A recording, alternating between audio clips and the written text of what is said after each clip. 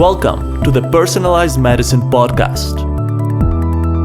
This is the place where scientists, clinicians, and entrepreneurs discuss the progress of this rapidly developing field. I am your host, Alexander Yahensky. Let's start.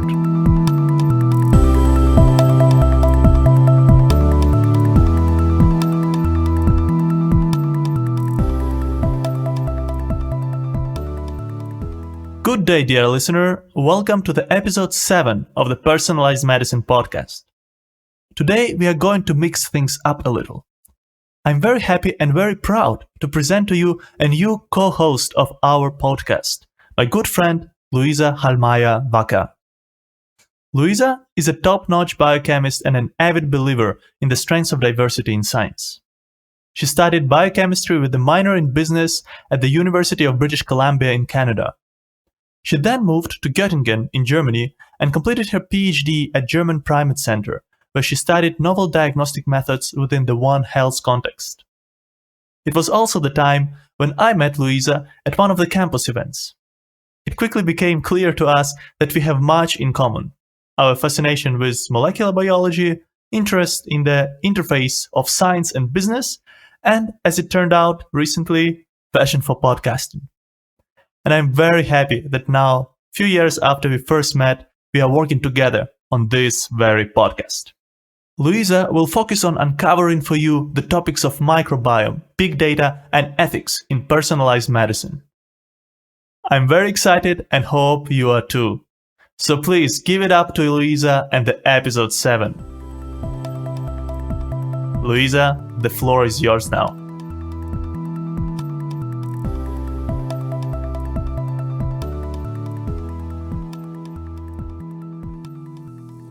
Thank you, Alexander, for the introduction. Let's get started with episode 7. In this episode, we are addressing a topic that is important to many areas of personalized medicine: data privacy protection. It is my pleasure to welcome our guest today, Dr. Rachele Hendricks-Sturrup, who currently serves as a Health Policy Counsel at the Future of Privacy Forum and is also a research fellow at the Harvard Pilgrim Healthcare Institute and the Harvard Medical School. Rachele has a background in both pharmacology and toxology, as well as in legal studies in the area of environmental and health science policy.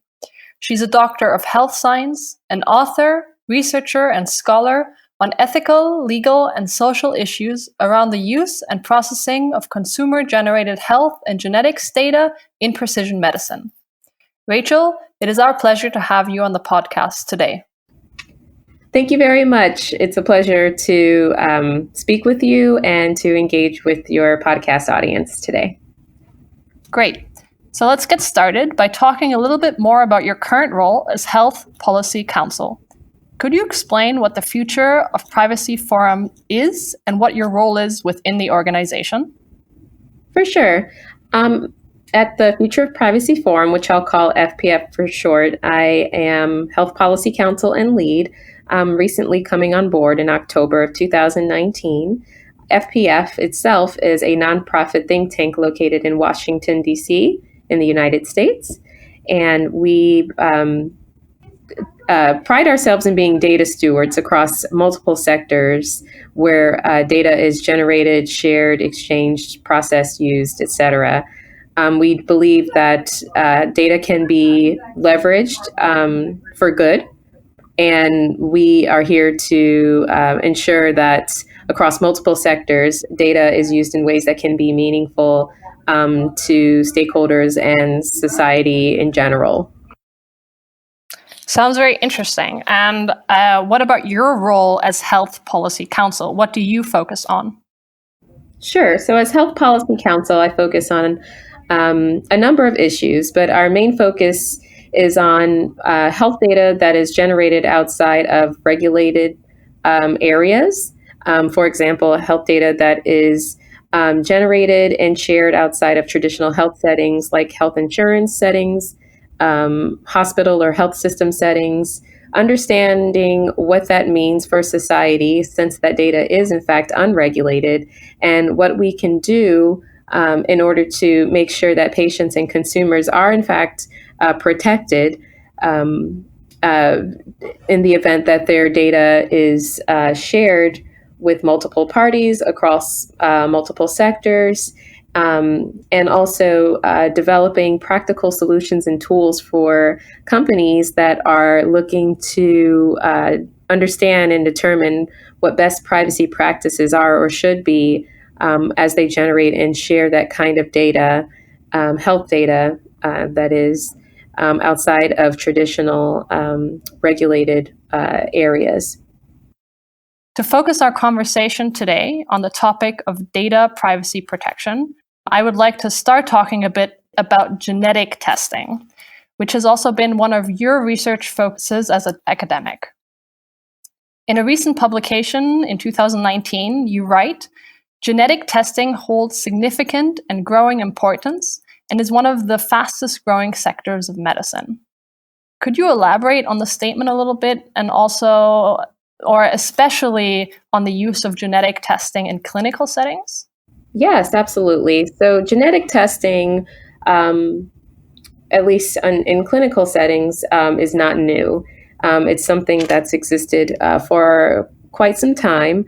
Although testing takes place inside what they call CLIA-certified laboratories or regulated labs that undergo rigorous evaluation by regulatory authorities and also the clinical community to ensure that these tests meet specificity and sensitivity ranges that are acceptable in clinical practice. And this is to make sure that patients are safely diagnosed, and to also make sure that false positives or false negatives are controlled in clinical settings when making diagnoses based off of genetic information. And so, again, as well, or at least in tandem over recent years, we have seen a rise in consumer genetic testing, where direct-to-consumer genetic testing companies have entered the scene to not only provide ancestry services based on genetic information, but now genetic health reports that can convey to consumers their genetic health risks or the risks of developing certain diseases or conditions based on the presence of genetic markers in their DNA or in their family's DNA. So we're seeing that while consumers can engage in the consumer genetic space for recreational purposes or for purposes of understanding their ancestry or what foods they might be likely to perceive as delicious or not delicious, they're also seeing some results like BRCA1 and 2 mutations that are of concern, and for which they take to their doctors or genetic counselors to talk more about, to see if any action can be taken based on those results.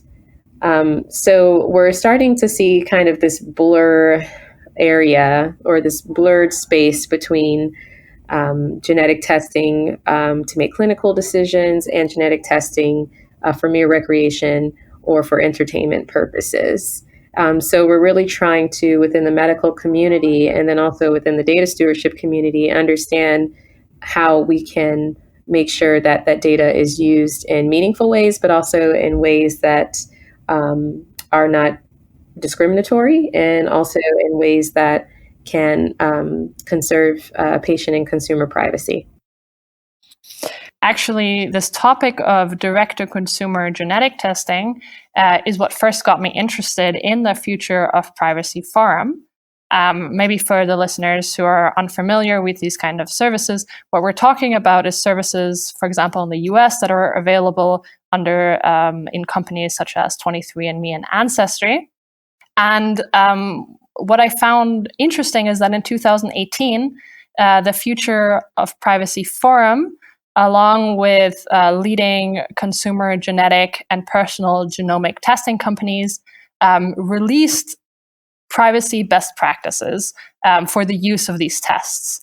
So Rachel, could you talk a bit more about this initiative? Absolutely. So prior to me joining FPF, we had a health policy fellow by the name of Carson Martinez.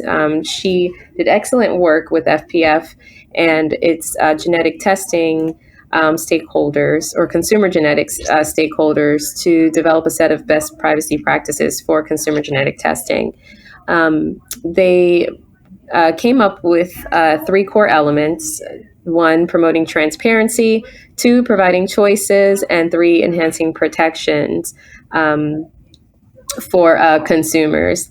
So within the scope or element of promoting transparency, they mention at a high level that consumers should be provided with key privacy practices and detailed explanations of how companies, the direct-to-consumer genetic testing companies particularly, collect, use, and share genetic data, and also making sure that consumers have educational resources about the basics and benefits and also the risks of genetic testing.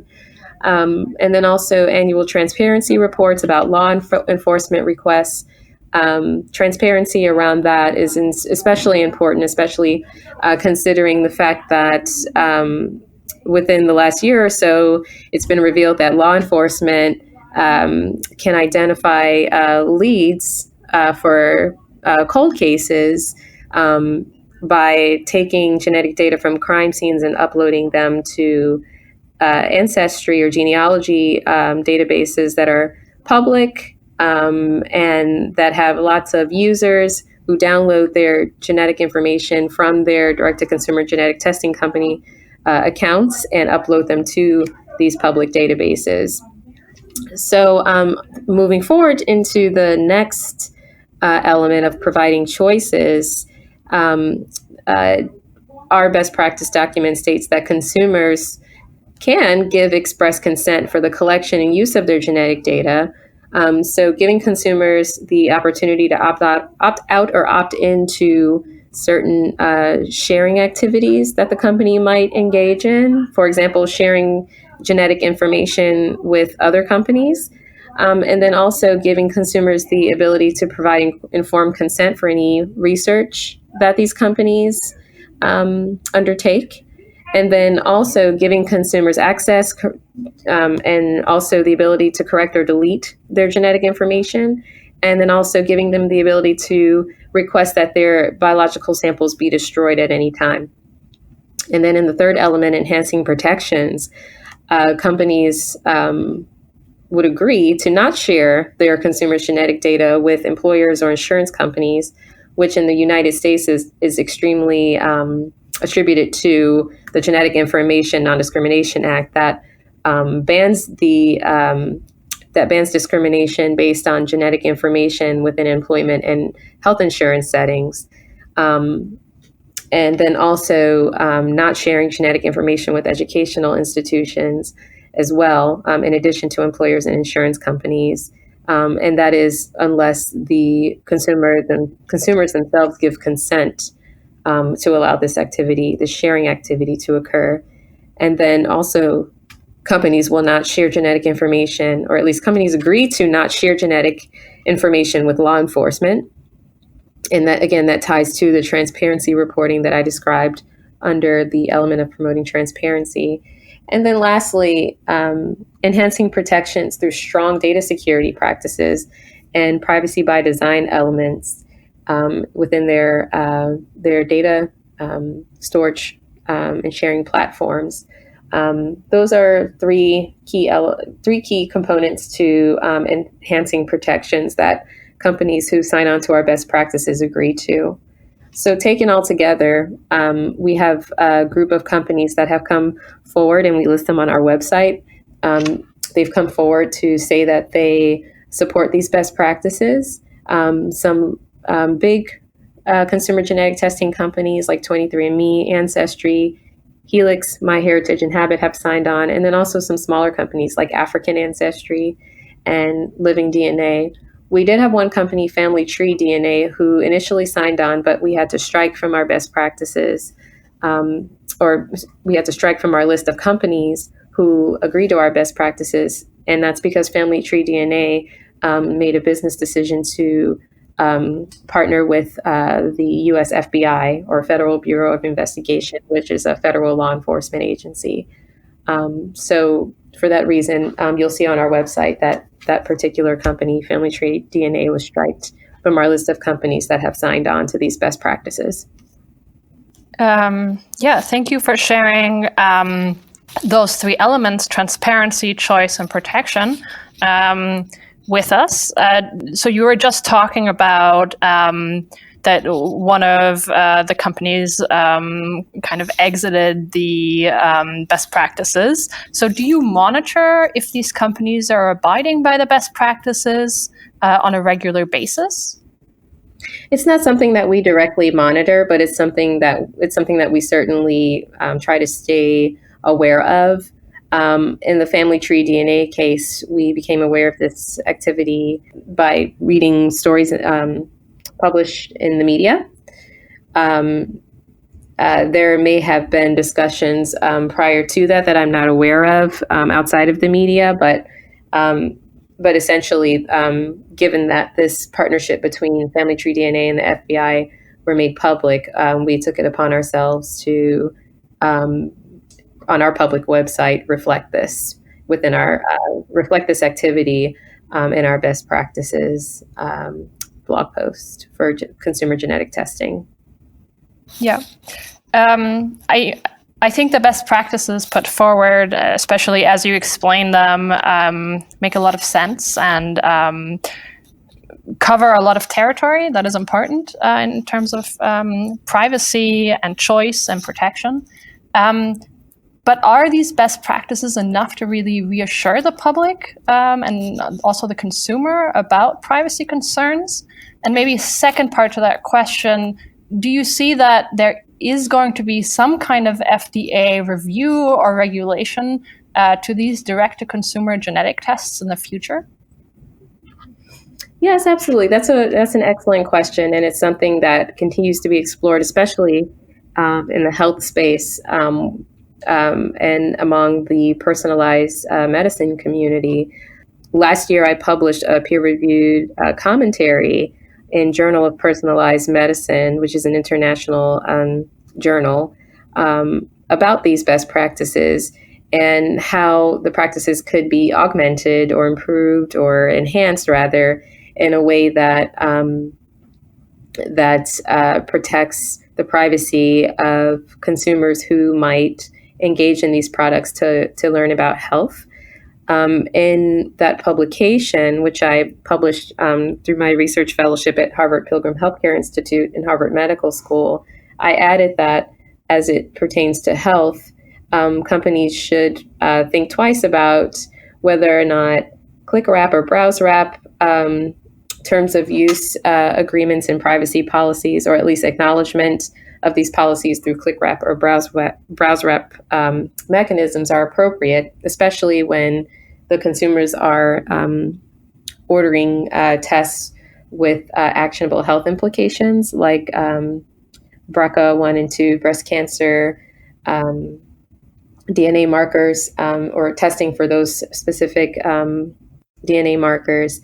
Are these, or at least would click-wrap or browse-wrap mechanisms be sufficient in such cases where these companies, being unregulated by HIPAA, these companies would have access to that information and would be able to share them in ways that the consumers can consent to. And then also, since these privacy practice in terms of use agreements are available, are they written at reading levels that are acceptable by the health community? Like, for example, the National Library of Medicine recommends a specific reading level when conveying health information or health education. So I personally suggested that these companies visit the National Library of Medicine guidance on appropriate reading levels for conveying health information or engaging audiences in health education. So those are two things that I recommended in addition, but that's not to say that the health community has not received these best practices well. The Association for Molecular Pathologists, for example, they decided recently to support these best practices for consumer genetic testing in one of their recent reports as an association. So they publicly ascribed to the best practices in a recent National Academies of Science, Engineering, and Medicine event that was held last fall. Just seeing that occur during that wide public forum just really shows that these best practices are well received by the medical community, but also we're still thinking about ways to enhance or augment these best practices in ways that would probably be even stronger for the health community and stakeholders within this community. Yeah, I think you touch on some really important points, especially on the implementation of these best practices and how to enhance them potentially in the future. I would like to talk about one more thing that happened earlier this year. The DNA testing company 23andMe sold the rights to a new drug that it developed using its customers' data. And some of that research and drug discovery that can be sourced from the huge database of 23andMe is really exciting. But at the same time, there is concern around privacy also from media outlets. So how can we strike that balance between discovery and privacy in the future? Absolutely. That is a great question. I think what we saw there is 23andMe demonstrating a novel way of developing, not necessarily like a high groundbreaking drug, but really just demonstrating a proof of concept about what can be done with massive amounts of genetic data or genomic information. And this is certainly exciting, certainly novel. I can certainly see societal benefits to this.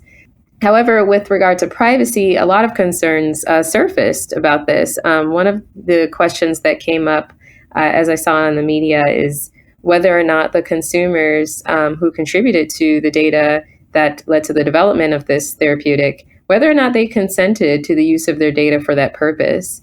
And 23andMe, in fact, emphasized that the consumers had agreed to or consented to the use of their data for research purposes. And they consented to the use of their data for, I guess, arguably product development purposes.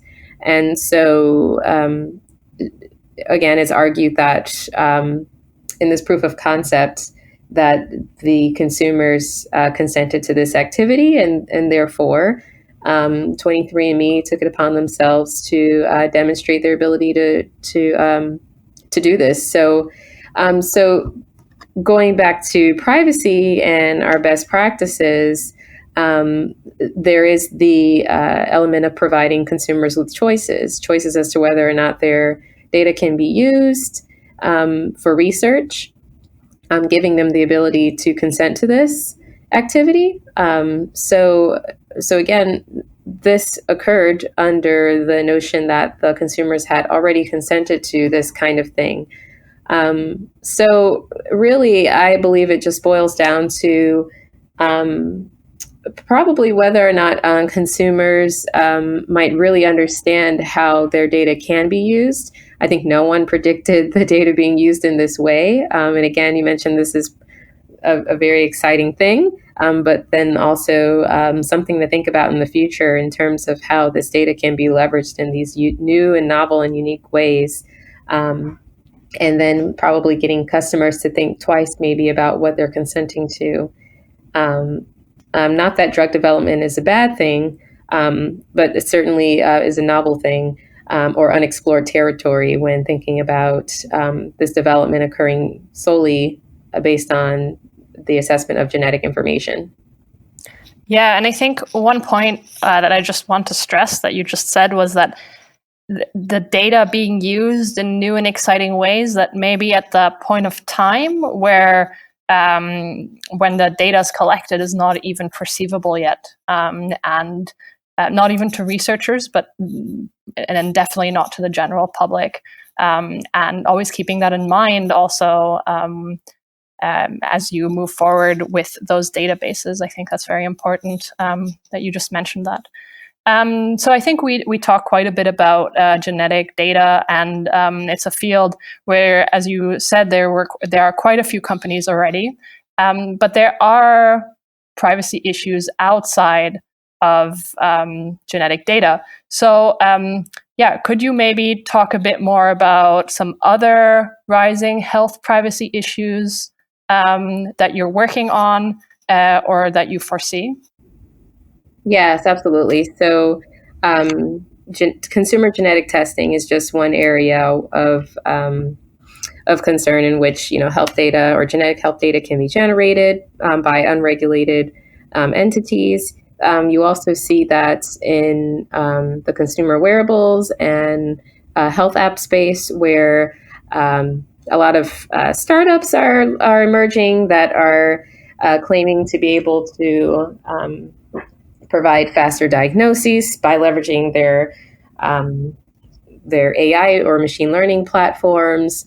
You see wearable companies that allow consumers to wear tracking devices that can tell them about their sleep patterns, heart rate, also their blood glucose levels, especially if the consumers are diabetic.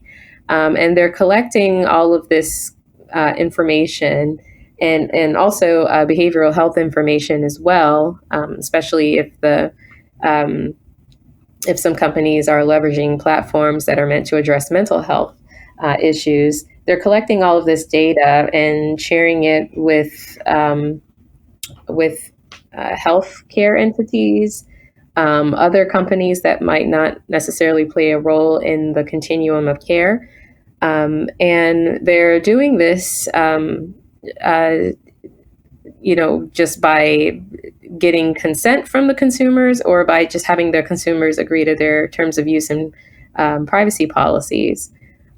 So again, a number of entities and companies are emerging in this space that are not just collecting health information and generating evidence of based on that health information that they collect, but they're also storing this information. So there's some cybersecurity issues that surface as well. And FPF actually, prior to me coming on board in 2016, they put forth best privacy practices for consumer wearables and health apps.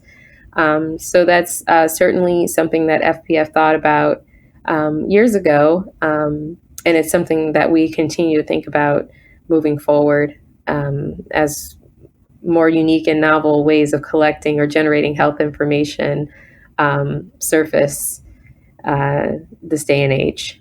So that's another area beyond just consumer genetics that we're keeping a close eye on. And I also mentioned AI and machine learning.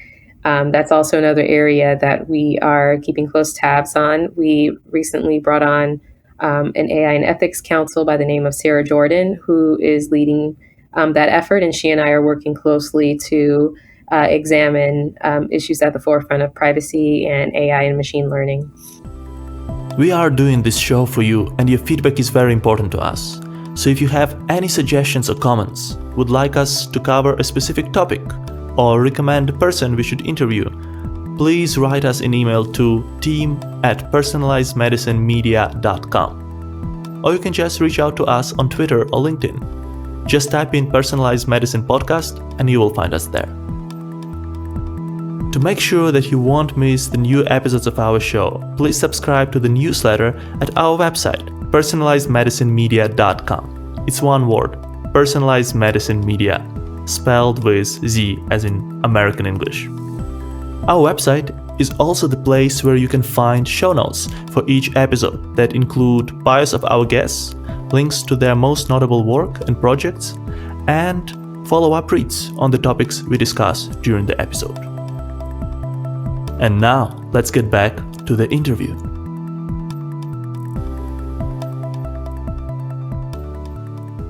Yeah, you mentioned some really interesting topics around wearables, also medical databases and AI and machine learning. I would like to dive a bit deeper, maybe on the topic of AI and machine learning. You just mentioned that you just recently maybe started working on that. But it's actually a topic that has come up quite a few times in our episodes, talking to people. There seems to be a lot of interest in it and a lot of development within the healthcare sector. And it's a really exciting field of technology. And I think a lot of people don't even know what is possible yet with these new developments. Could you go a little bit more into detail on privacy concerns around this technology? Yeah, for sure. Well, I think what we're seeing here is a need to strike a balance between privacy and the need to diagnose.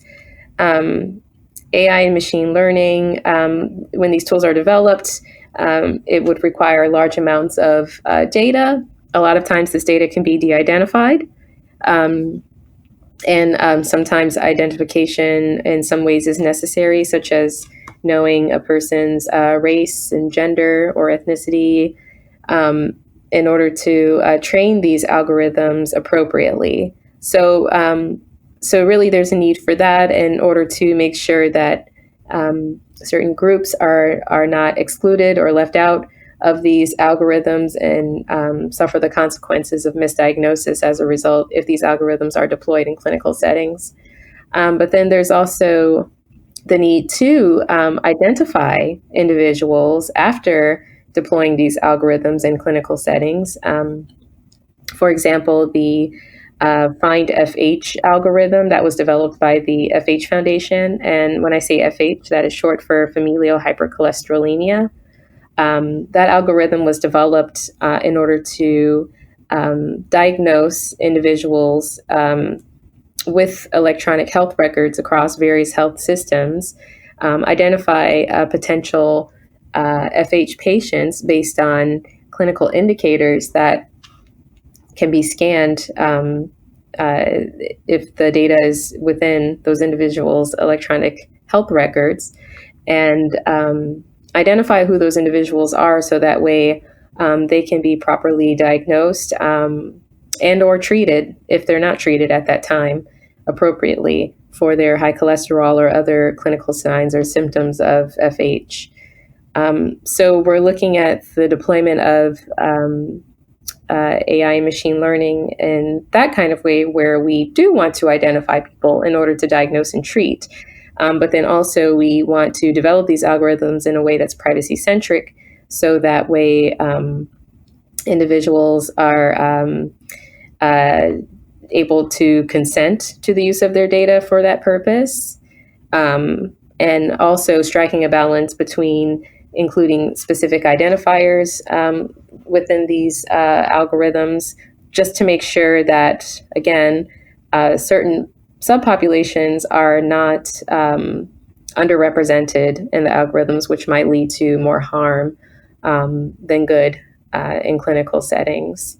So really at that point, or within this scope, it's all about finding a balance between the need to diagnose, but also the need to exclude identifiers where appropriate, just to make sure that researchers are not overstepping their bounds in terms of what patients have or have not consented to regarding the use of their sensitive health information.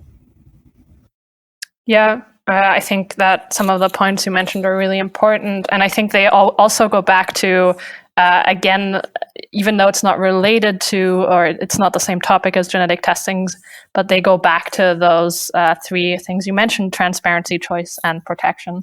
So I think those are three buzzwords that are very important to think about continuously. Absolutely. Yeah.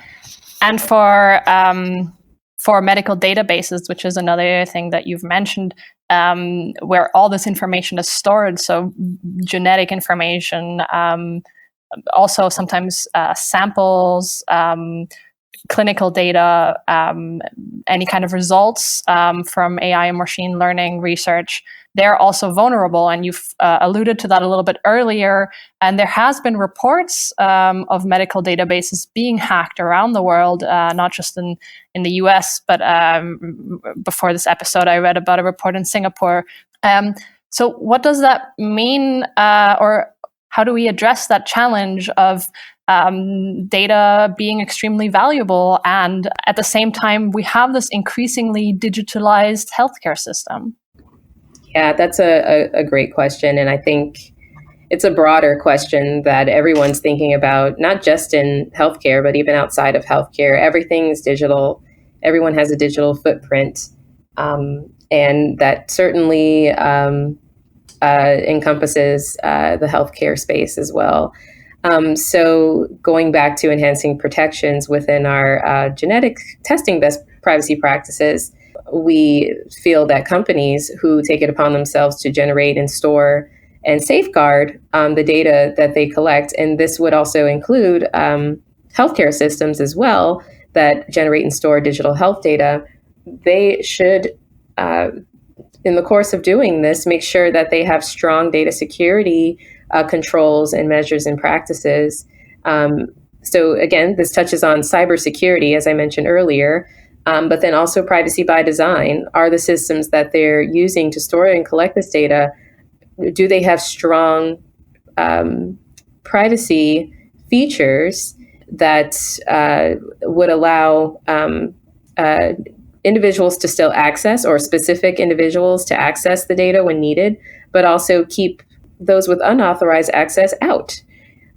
So again, going back to enhancing protections, companies and systems should really think about, as they collect more and more data, how they can adopt strong data security practices and privacy by design elements.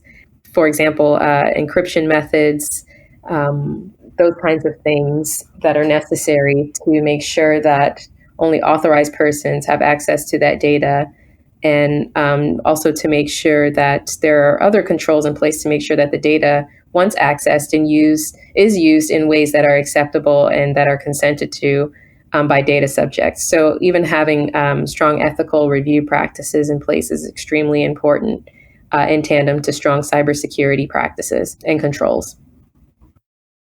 We talked a lot about privacy-related challenges so far.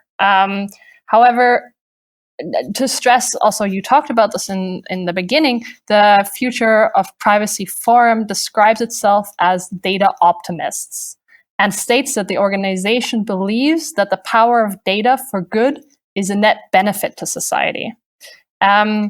So I think here the question is, do you see that strict privacy laws, so beyond best practices, inhibit technological development, especially in the healthcare sector? That's an excellent question, and it's another thing that we're monitoring very closely, specifically among our legislative team. We're closely monitoring new and comprehensive privacy bills that are introduced by various states here in the U.S. And also abroad. We are paying close attention to laws that have come into effect, like the California Consumer Privacy Act. So looking at how they define sensitive information, how health information is defined within that or included in that definition, how genetic information is defined or included in that definition, understanding where or at what point that information might be exempt from certain privacy standards or regulations or provisions within those laws and bills.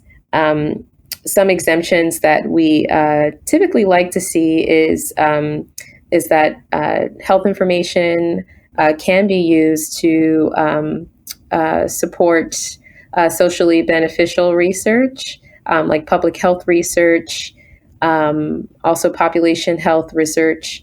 We like to see that kind of language or provisions in these comprehensive privacy bills, and then also language around whether the data is collected in a way that's sound and fair and at the consent of individuals generating the data. Those are things that we like to see. So while we do support in general privacy legislation in the US and abroad, we also like to see carve-outs or exemptions for health data being used in ways that can support the overall benefit of individuals, for example, such as in healthcare and health research. Yeah, those are really interesting points, and I'm glad to see that the FPF are data optimists and generally believe in the good of data, because I think it's here to stay. There'll be a lot more data that we're going to be generating. And I think that kind of leads us into this question. So there's rapid advances in personalized medicine, and these advances are often faster than policy, right? So will there be continuous challenges associated with personalized medicine as we move forward? And is that also where you see the future of privacy forum kind of fitting in and within its niche? Absolutely. There are so many challenges, some foreseen, some unforeseen. One of the ones we mentioned today is the mere fact that 23andMe has figured out how to completely develop a new drug based off of the genetic data that they collect from consumers. So this is a unique and novel approach to drug development with considerations that I think healthcare providers and health regulators couldn't foresee.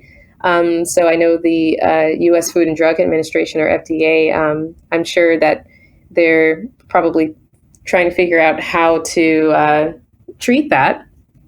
They're still trying to figure out how to treat real-world data generated in traditional covered entity spaces, or covered entity being an insurer or a healthcare provider covered under HIPAA here in the U.S., HIPAA laws here in the U.S. Still trying to figure out how to consider real-world data and real-world evidence, given that it's a combination of regulated health data and unregulated health data. Understanding what privacy means within that realm from both patient and provider perspectives. And then also, as we continue to understand the role of genetics in disease and healthcare and in health research, and also the role of genetic testing across the spectrum of diagnosis to treatment, how insurers are even, considering that particular pathway. From there, we can really understand what the privacy concerns are, what the regulatory gaps are, and what's needed in practice to fill those gaps until we have laws and regulations in place to protect patients and consumers along the patient and consumer spectrum that we're seeing now increasingly in healthcare. I'm excited to see how this progresses over the next years. What is the best way for our audience to inform themselves about privacy concerns related to personalized medicine? Well, I think there are a number of ways. One of my favorites is to pay attention to public comments submitted in the United States Federal Register online when regulatory authorities like the FDA or the Department of Health and Human Services when they put out proposed rules that would regulate data that is considerable in the personalized medicine space, looking at the concerns filed by various organizations like the American Medical Association, privacy advocates like Patient Privacy Rights, looking at what they're saying, looking at what individuals themselves who might submit comments are saying. I'm a big fan of that. Also, following case studies that are available on an open access basis, and peer-reviewed literature are always rich in information about privacy concerns, especially as they relate to rare disease patients and populations. Those are especially useful and helpful to understand what's needed and what the practical gaps are with regard to protecting patient and consumer privacy. Those are just two examples. Other examples are paying attention to what's stated in the news. That's always a great source of information, but even then reading between the lines between things that might be overhyped in the news and things that might be emphasized in the news as well. Paying close attention to that, because sometimes the loudest voices aren't necessarily representative of what's actually going out there or the true number of individuals being affected by that story or anecdote that you might read in the media. And also, of course, staying up to date on what FPF talks about through our blog and newsletters, since we try to keep our ears and eyes open to those kinds of things and talk about them with the public. I think that's also one way of staying attuned to the latest events, both regulatory and also among other stakeholders in the space, staying attuned to what's going on, because that's something that we try to do for not just members of our organization, members and supporters of our organization, but also the general public. Thank you so much for those pointers and sources of information. Make sure to check out our show notes online to find those links mentioned by Rachel just now. We'll make sure to post those. Rachel, thank you so much for being on the podcast today. It was very insightful. I learned a lot about privacy, also those 3 points that you mentioned: transparency, choice, and protection, about some of the ways data, especially genetic data, is being used, for example, in forensics, but also in terms of AI and machine learning. So thank you very much. Before we end today's episode, maybe you can share with our listeners where they can find you online and how do they learn a little bit more about Future of Privacy Forum. Absolutely. Well, first off, thank you for having me. It's been a pleasure talking with you and talking about these topics, which are near and dear to me, as you can tell. You can find me on social media, on LinkedIn, by my full name, Dr. Rachele Hendricks-Sturrup. You can also follow us at FPF on our blog at fpf.org. And you can also follow FPF itself on various social media outlets like Twitter, LinkedIn, and Facebook as well. Thank you so much for listening to this episode of the Personalized Medicine Podcast. If you like the show, please subscribe, rate, and review our podcast online. This helps other listeners find us. For show notes to this episode, please visit our website, personalizedmedicinemedia.com. And finally, if you have any feedback or suggestions, write us an email to team@personalizedmedicinemedia.com or reach out to us on LinkedIn or Twitter. Have a great day, and until next time.